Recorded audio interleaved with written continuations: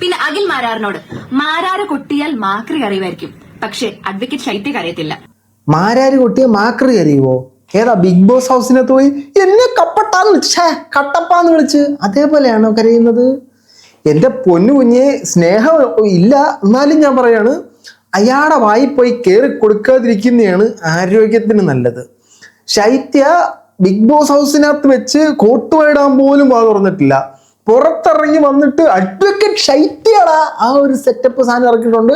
Flower അല്ലടാ fire അടാ അങ്ങനത്തെ ഒരു സാധനം വന്നിട്ടുണ്ട്. നമുക്ക് ആ സാധനം കണ്ടിട്ട് ശൈത്യ പറയുന്ന കുറേ തമാശകൾ നമുക്ക് കണ്ട് ആസ്വദിക്കാം. നമ്മളെ ആദ്യമായിട്ട് കാണുന്നവരും സബ്സ്ക്രൈബ് ചെയ്യാതെ കാണുന്നവരും സബ്സ്ക്രൈബ് ബട്ടനെ ജസ്റ്റ് ഒരു പ്ലക്കനെ വെച്ച് കൊടുക്കുക. ഹൈപ്പ് വരുവാണെങ്കിൽ വീണ്ടും പ്ലക്കനെ വെച്ച് കൊടുക്കുക.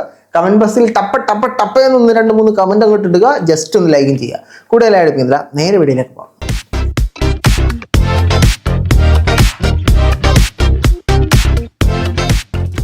എല്ലാ പ്രിയ സുഹൃത്തുക്കൾക്കും പുതിയൊരു വീഡിയോയിലേക്ക് സ്വാഗതം. നമ്മൾ ബിഗ് ബോസ് കഴിഞ്ഞപ്പോഴത്തേനും മൊത്തത്തിലെ ആൾക്കാർ 2 ഗ്യാങ് ആയിട്ട് തിരിഞ്ഞു. ഒരു ഗ്യാങ് അനുമോളെ സഹായിക്കുന്ന, സപ്പോർട്ട് ചെയ്യുന്ന, സ്നേഹിക്കുന്ന ഗ്യാങ്. മറ്റൊരു ഗ്യാങ് അനുമോളെ എതിർക്കുന്ന, സപ്പോർട്ട് ചെയ്യാത്ത, ഉപദ്രവിക്കുന്ന ഗ്യാങ്. അത് അനീഷിനെ കുറച്ചൊക്കെ സപ്പോർട്ട് ചെയ്യുന്നുണ്ട്. അത്തരത്തിൽ അനുമോളെ വളരെയധികം അടുത്തെറിഞ്ഞ് അനുമോളുടെ ചങ്കിൽ ഉണ്ണിയായിരുന്ന, കണ്ണിൽ ഉണ്ണിയായിരുന്ന ശൈത്യ ഇപ്പോൾ വന്നിട്ട് കുറെ കാര്യങ്ങൾ പറയുന്നുണ്ടായിരുന്നു.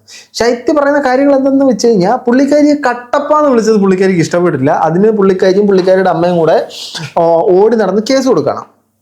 ഈ ശൈത്യം ഞാൻ മനസ്സിലാക്കിയെടുത്തോളം പുള്ളിക്കാരിക്ക് തോൽവി അക്സെപ്റ്റ് ചെയ്യാൻ പറ്റില്ല. പുള്ളിക്കാരി എപ്പോഴും നമ്പർ 1 ആയിട്ടിരിക്കണം. നമ്പർ 1 ആകണമെങ്കിൽ നമ്മൾ ഈ നമ്പർ 1 ആകാനുള്ള സാധനം ചെയ്യണം. കുറച്ച് നാളുകൾ മുമ്പേ, കുറേ വർഷങ്ങൾക്ക് മുമ്പ് കേട്ടോ, ശ്വേതാമേനോൻ അവാർഡ്, നിങ്ങൾക്ക് ഫസ്റ്റ് പ്രൈസ് ഇല്ല, ഇതേ നിങ്ങൾക്കുള്ള ട്രോഫി, ഫസ്റ്റ് അല്ലെങ്കിൽ ഞങ്ങൾ മേടിക്കത്തില്ല, ഞങ്ങൾ ഫസ്റ്റിന് വേണ്ടി ജനിച്ചവരെ ഞങ്ങൾക്ക് ഫസ്റ്റ് അല്ലെങ്കിൽ വേണ്ടാന്ന് പറഞ്ഞ് ശ്വേത ഇൻസൾട്ട് ചെയ്തിട്ട് ഇറങ്ങി പോയിട്ടുണ്ടായിരുന്നു. ഇപ്പൊ ഹൗസിനകത്ത് കയറി, ബിഗ് ബോസ് ഹൗസിനകത്ത് കയറുന്നു, ഞാൻ എൻ്റെ തനിക്കുണം കാണിക്കുന്നു, ഫുൾ പോസിറ്റീവായി ബൊള്ളി എന്ന് ഇറങ്ങുമെന്ന് ചിന്തിച്ചു. പക്ഷേ കപ്പട്ടാശേ പിന്നെ അതാണല്ലോ കട്ടപ്പ എന്നുള്ള പേര് കിട്ടുമെന്നാണ് പുള്ളിക്കാരി വിചാരിച്ചില്ല. അപ്പൊ അങ്ങനെ ഒരു പേര് കിട്ടി വന്നതിലുള്ള അതിയായ അമർഷം പുള്ളിക്കാരി അകത്ത് ചെന്നിട്ട് എന്നെ കട്ടപ്പാന്ന് വിളിച്ചു, ഞാൻ പിന്നീന്ന് കുത്തിയിട്ടില്ല, പിന്നീന്ന് ഞാൻ കുത്തിയിട്ടേ ഇല്ല, പിന്നീന്ന് ഞാൻ ഇങ്ങനെ വലിച്ചു മാന്തി കീറിയിട്ടേ ഉള്ളൂ എന്നൊക്കെ ഉള്ള സാധനം വന്നിട്ടുണ്ടായിരുന്നു. ഇറങ്ങി വന്ന് അനുമോൾക്ക് കപ്പ് കിട്ടിയതായിട്ട് ബന്ധപ്പെട്ട് പുള്ളിക്കാരി കുറെ കാര്യങ്ങൾ പറയുന്നുണ്ട്. നമുക്ക് കേൾക്കാം, ഓരോന്നോരോന്ന് കേൾക്കാം. നല്ല തമാശ കേട്ടോ, നല്ല രസമുണ്ട്. അപ്പോൾ ബിഗ് ബോസ് സീസൺ 7 കപ്പ് വാങ്ങിക്കൊടുത്ത PR ദിനസാറിനും ടീമുകൾക്കും എന്റെ അഭിനന്ദനങ്ങൾ. പോയിന്റ് നമ്പർ 1, അനുവിന്റെ PR കപ്പ് മേടിച്ച് കൊടുത്തിട്ടുണ്ടെങ്കിൽ അത് ചെറ്റത്തരമാണെങ്കിൽ പോലും പുള്ളി അത്യാവശ്യം നന്നായിട്ട് പണിയെടുത്തിട്ടുണ്ടെന്ന് തന്നെയാണ് അർത്ഥം. അതേ PR താങ്കൾക്ക് വേണ്ടി വർക്ക് ചെയ്തിട്ടുണ്ട്, എന്തുകൊണ്ട് കപ്പ് കിട്ടിയില്ല? അല്ലെങ്കിൽ താങ്കൾക്ക് വേണ്ടി 2 PR കഷ്ടപ്പെട്ട് പണിയെടുത്തു എന്ന് പറയപ്പെടുന്നു, എന്തുകൊണ്ട് കപ്പ് കിട്ടിയില്ല? അപ്പൊ നമുക്ക് PR ഉള്ളതുകൊണ്ട് മാത്രം കഴിയില്ല. അനുമോള് നെഗറ്റീവോ പോസിറ്റീവോ അതിനകത്ത് കണ്ടന്റ് ഉണ്ടാക്കി. ഞാൻ അനുമോളെ സപ്പോർട്ട് ചെയ്യുന്ന ഒരാളല്ല, അനീഷിനെ ഇഷ്ടപ്പെട്ട ഒരാളാണ്. പക്ഷെ കളി ജയിച്ചു, കപ്പ് പുള്ളിക്കാരി കൊണ്ടുപോയി. കപ്പ് പുള്ളിക്കാരിയുടെ എന്ത് പറഞ്ഞാലും കുമുദ ഹാപ്പി എണ്ണാച്ചി, കപ്പ് പുള്ളിക്കാരി കൊണ്ടുപോയി. ഇനിയിപ്പൊ നമ്മള് അതേ പുള്ളിക്കാരി തന്നെ ശൈത്യ തന്നെ പറയുന്നു, നിന്റെ PR അല്ലേ, അവൻ തന്നെയാണ് എന്റെയും PR. അപ്പൊ അനുമോക്ക് കപ്പ് കിട്ടി, നമുക്ക് കപ്പ് കിട്ടിയില്ലെങ്കിൽ ഒന്നെങ്കിൽ നിങ്ങൾ 16 ലക്ഷം രൂപ കൊടുക്കണമായിരുന്നു, അതാണല്ലോ ഇപ്പൊ പറയുന്നത്. അല്ലെങ്കിൽ എന്തെങ്കിലുമൊക്കെ കണ്ടന്റ് ക്രിയേറ്റ് ചെയ്യണമായിരുന്നു. നിങ്ങളെ ഒരു 30 സെക്കൻഡ് ഉള്ളൊരു റീൽ ഉണ്ടാക്കാനുള്ളൊരു സിംഗിൾ ഫ്രെയിമിൽ ഒരു 30 സെക്കൻഡ് കിട്ടണ്ടേ? എന്നാലല്ലേ എന്തെങ്കിലും ഇടാൻ പറ്റൂ. ഒരു 30 സെക്കൻഡ് കണ്ടിന്യൂസ് ആയിട്ട് ശൈത്യം എന്തെങ്കിലും പറഞ്ഞിട്ടുണ്ടോ?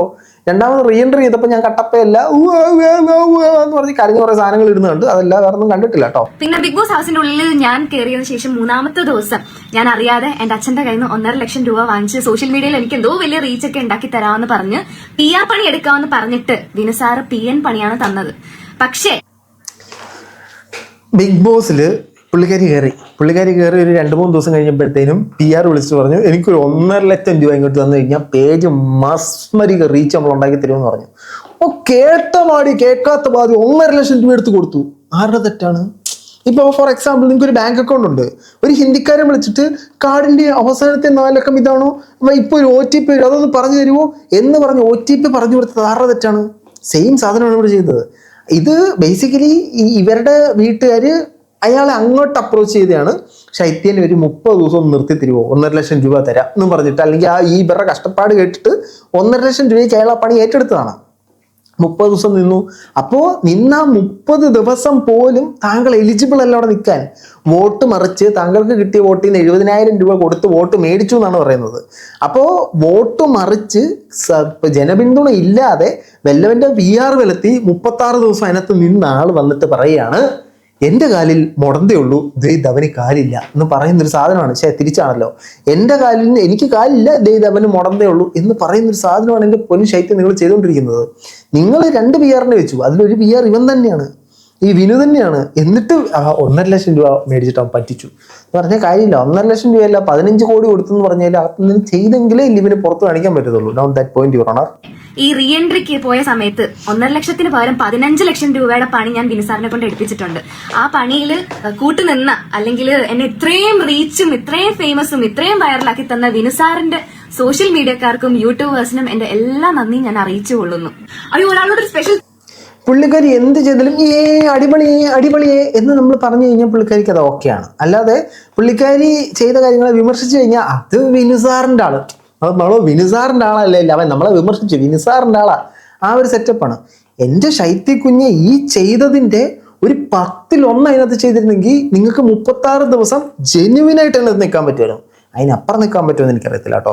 ഈ വോട്ട് മറിക്കാതെ PR ഇല്ലാതെ 1.5 ലക്ഷം രൂപ നഷ്ടമാകാതെ നിങ്ങൾക്ക് ഒരു 36 ദിവസം നിൽക്കാൻ പറ്റുമായിരുന്നു. അതിന് പറ്റിയിട്ടില്ല. പക്ഷെ ഈ ഒരു പെർഫോമൻസ് അവിടെ കാണിക്കണമായിരുന്നു. ഈ ഒരു വീഡിയോ തന്നെ പല കട്ടാണ്. അതായത് ഒറ്റ അടിക്കല്ല സംസാരിച്ചേക്കുന്നത്. ആ ആളാണ് മാരാരെ പോയി വെല്ലുവിളിച്ചിരിക്കുന്നത്. മാരാരെ വിളിച്ച വെല്ലിലേക്ക് നമുക്ക് വരാം. താങ്ക്സ് പറയാൻ മറന്നുപോയി. അതായത് സീസൺ 5 ബിനുസാർ PR പണി എടുത്ത് വിജയിപ്പിച്ച അഖിൽ മാരാരിനോട് മാരാര് പറയുന്ന കേട്ടു. അതായത് ഫസ്റ്റ് ഓഫ് ഓൾ അഖിൽ മാരാരാണ് ബിഗ് ബോസ് ഇതുവരെ കണ്ടതിൽ വെച്ചിട്ട് ഏറ്റവും വെടിപ്പായിട്ടൊരു വിന്നർ. അയാൾ ശരിക്കും അതിനകത്ത് നല്ലോണം പണിയെടുത്തിട്ടുണ്ട്. നിങ്ങൾ ചുമ്മാ ഇരുന്ന് സീസൺ 5 മൊത്തത്തിൽ ഈ സീസൺ ഒന്ന് കണ്ടിട്ട് നിങ്ങൾ പറയൂ അയാൾ ശരിക്കും പണിയെടുത്തിട്ടില്ലയോ, അത് PR ബലത്തിൽ മാത്രം ജയിച്ചതാണോന്ന്. PR ബലം ഉണ്ടെങ്കിലും ഇല്ലെങ്കിലും അയാൾ ശരിക്കും ഡിസേർവിങ് വിന്നറാണ്. അയാൾ കഴിവുള്ളവനാണ്. അയാളുടെ കഴിവ് വളരെ വ്യക്തമായിട്ട് അവിടെ തെളിയിച്ചിട്ടുമുണ്ട്. അപ്പോൾ അഖിൽ മാരാരെ വിമർശിക്കുമ്പോൾ നമ്മൾ അതിന് ആളാണോ എന്നൊന്ന് നോക്കണം. മാത്രമല്ല അഖിൽമാരാര് ഒരു സിംഹം ഇങ്ങനെ വാ തുറന്ന് കിടക്കുമ്പോഴത്തേനും തല ഇങ്ങനെ മുതല ഇങ്ങനെ കാണുമല്ലോ, മുതല ഇങ്ങനെ കിടക്കുമ്പോഴത്തേനും തല ഇങ്ങനെ കയറ്റി വെച്ചിട്ട് കടിക്കുമോ എന്ന് ചോദിക്കുന്ന ഒരു സാധനമാണ് ഈ അഖിൽമാരാരുടെ പെടലിക്കോട്ട് പോയി കയറുന്നത്. പുള്ളി പഞ്ചാബി ഹൗസിനകത്ത് ഹരിശ്രീ അശോകൻ തുണി അലക്കി വിരിച്ചിടുമല്ലോ, അതേപോലെ എടുത്ത് വിരിച്ചിടും. അയാൾ മറുപടി പറഞ്ഞില്ലെങ്കിൽ ഭാഗ്യം എന്ന് വെച്ചാൽ മതി. ബാക്കി പറ, മാരാരെ പറ. റീ എൻട്രിക്ക് കയറിയ സമയത്ത് വിന്നറിനെ മോട്ടിവേറ്റ് ചെയ്യണമായിരുന്നു എന്ന്. പക്ഷെ ഞാൻ മോട്ടിവേറ്റ് അല്ലല്ലോ ചെയ്തത്, അതിന് പകരം ഞാൻ കപ്പ് വാങ്ങിച്ചു കൊടുത്തല്ലോ. ബിനുസാറും കപ്പ് മേടിച്ചു കൊടുക്കാനല്ല, ഒരു ക്ലാപ്പും കിട്ടാതിരിക്കാനുള്ള ശ്രമമല്ലേ നടത്തിയത്.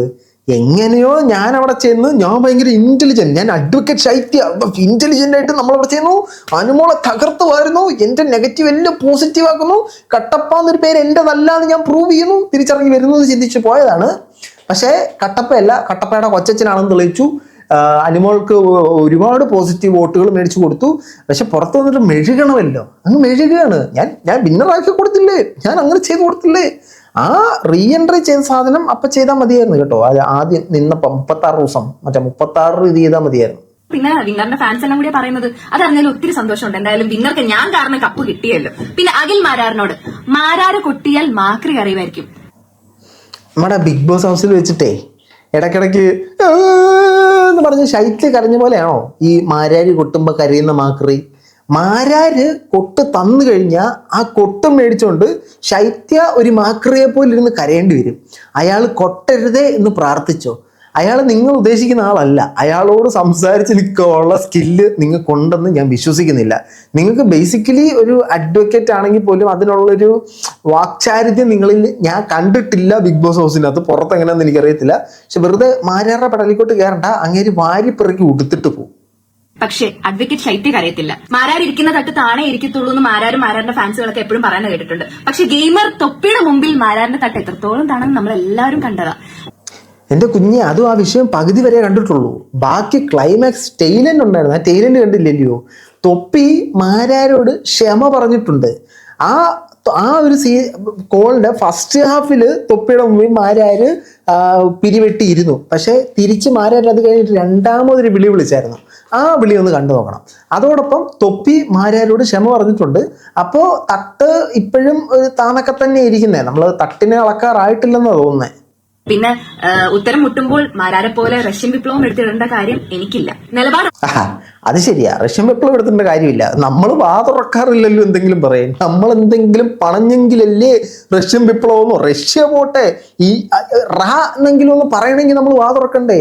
ബിഗ് ബോസ് ഹൗസിൽ നമുക്ക് വാ തുറക്കാൻ പറ്റത്തില്ല. അതായത് പറയേണ്ടടുത്ത് പറയാൻ പറ്റത്തില്ല. പുറത്തിറങ്ങി വന്നു കഴിഞ്ഞാൽ ഞാൻ മാസടാ, സൂപ്പർടാ, സ്കിങ്ങടാ, അഡ്വക്കറ്റടാ, ആ ഒരു സെറ്റപ്പാണ് ഇതിൽ നിന്ന് ഫീൽ ചെയ്യുന്നത്. വെറുതെ തൂങ്ങി കിടക്കുന്ന ഒരു വള്ളി പിടിച്ചൊരു വലി കൊടുക്കുന്നത് എന്തിനാന്ന് എനിക്ക് മനസ്സിലായിട്ടില്ല. ഇതിപ്പം മാരാര് നിങ്ങളെ വാരി പിറക്കി വിട്ടിക്കും. I am waiting for that video. മാരാരേട്ടാ ഇത് കാണുവാണെങ്കിൽ ഒന്ന് സ്നേഹിച്ചു കൊടുത്തേരെ. മാരാരെ കൊട്ടിക്കഴിഞ്ഞാൽ, മാരാര് കൊട്ടിക്കഴിഞ്ഞാൽ കരയുന്ന മാക്രീനെ ഒന്ന് കാണിച്ചു കൊടുത്തേക്കണേ ഈ പുള്ളിക്കാരിക്ക്. ഉള്ളവർക്കേ ശത്രുക്കൾ ഉണ്ടാകത്തുള്ളൂ. ബാക്കിയുള്ളവരെ പ്രീതി പിടിച്ചു കിട്ടാൻ വേണ്ടിയിട്ട് എനിക്ക് എന്റെ നിലപാട് മാറ്റാൻ ഞാൻ ഉദ്ദേശിക്കുന്നില്ല. നിലപാടോ? അഡ്വക്കേറ്റ് ഷൈത്തി എടുത്തൊരു 2 നിലപാടൊന്ന് പറയാമോ? രണ്ട് നിലപാട് പറഞ്ഞാൽ മതി. എന്നെ കട്ടപ്പാന്ന് വിളിച്ച്, എന്നെ കട്ടപ്പാന്ന് വിളിച്ച്, നിന്റെ PR പറ്റിച്ച്, എന്നെ കട്ടപ്പാന്ന് വിളിച്ച്. ഇതാണ് 2 നിലപാട്. എന്ത് നിലപാടാണ് ഷൈത്തി എടുത്തത്? ആദ്യം ഫ്രണ്ടാന്ന് പറഞ്ഞു നിന്ന്, ഫ്രണ്ടിനെ പോയി പിന്നീന്ന് കുത്തി, പിന്നെ വന്നിട്ട് ഫ്രണ്ട് അല്ലെന്ന് പറഞ്ഞു നിന്ന്, അതിനകത്ത് തന്നെ വീഡിയോ കാണിച്ചപ്പോൾ പോയി കെട്ടിപ്പിടിച്ച് പുറത്തിറങ്ങി കഴിഞ്ഞപ്പോഴത്തേന് വീണ്ടും ഫ്രണ്ടിനെതിരെ തിരിഞ്ഞ് കപ്പ് കിട്ടിയപ്പോൾ ഇതിനകത്ത് എവിടെയാണ് നിങ്ങൾ നിലപാട് കാണിച്ചത്? നിലപാടൊന്നും നിങ്ങൾ സംസാരിക്കില്ല എന്റെ ശക്തിയെ. അപ്പൊ ഇനി ഈ വീഡിയോസ് എല്ലാം റീപോസ്റ്റ് ഇട്ട് എനിക്ക് ഇൻസ്റ്റാഗ്രാമിൽ 1 മില്യൺ എങ്കിലും വാങ്ങിച്ചു തരണം. എന്നെ കുറച്ചുകൂടി വൈറലാക്കണമെന്ന് എല്ലാവരോടും ഞാൻ അഭ്യർത്ഥിക്കുന്നു. അതിന് വേണ്ടിയിട്ടായിരുന്നു, വൈറലാകാൻ വേണ്ടിയിട്ട്, റീച്ച് കിട്ടാൻ വേണ്ടി ചെയ്തതാ. എനിക്ക് നിങ്ങളത്ര റീച്ച് കിട്ടുമെന്നറിയില്ല, എന്നാലും എന്നെ കൊണ്ട് പറ്റുന്നൊരു ശ്രമം ഞാൻ നടത്തിയിട്ടുണ്ട്. മാരാര് കാണുവാണെങ്കിൽ കൊട്ടിക്കളിഞ്ഞ കരയുന്ന മാക്രിയെ നമുക്ക് അന്നേരം കാണാം കേട്ടോ. അപ്പൊ നിങ്ങളുടെ അഭിപ്രായം തീർച്ചയായിട്ടും കമന്റുകളെ രേഖപ്പെടുത്തി മറ്റു ബൈ.